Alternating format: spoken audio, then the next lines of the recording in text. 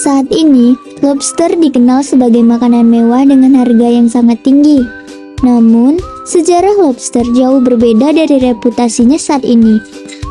Dahulu, lobster adalah makanan bagi orang miskin, tahanan, dan budak, terutama di Amerika Serikat antara abad ke-17 dan ke-19. Berikut adalah sejarah perubahan status lobster dari makanan rendah hingga menjadi hidangan mewah dan mahal yang dirangkum oleh rakyatbengkulu.com. Yang pertama, limpahan populasi lobster. Pada masa lalu, lobster melimpah di pantai timur Amerika, terutama di wilayah New England. Saking banyaknya lobster, seringkali lobster terdampar di pantai setelah badai. Pada saat itu, lobster dianggap sebagai serangga laut dan tidak dihargai oleh penduduk asli maupun pendatang Eropa. Kedua, makanan untuk tahanan dan budak. Karena ketersediaannya yang melimpah dan mudah ditangkap, lobster sering menjadi makanan untuk tahanan, budak, dan orang miskin. Bahkan ada catatan yang menyebutkan bahwa para tahanan mengeluh karena terlalu sering diberikan lobster. 3. Stigma negatif terhadap lobster.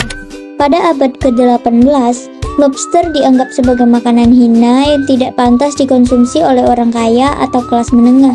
Di beberapa daerah, memberi makan lobster kepada tahanan terlalu sering dianggap sebagai tindakan tidak manusiawi. 4.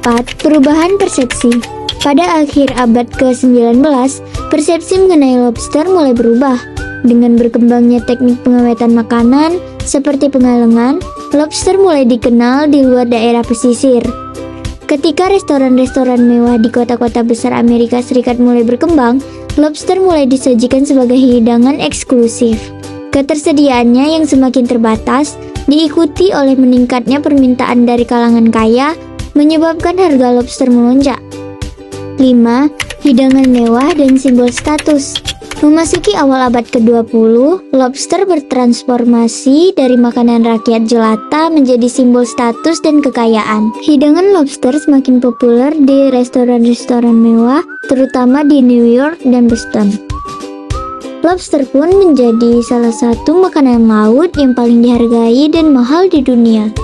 6. Keberlanjutan dan dampaknya saat ini. Saat ini, lobster dipanen dengan cara yang lebih terkendali untuk menjaga populasi dan ekosistem laut.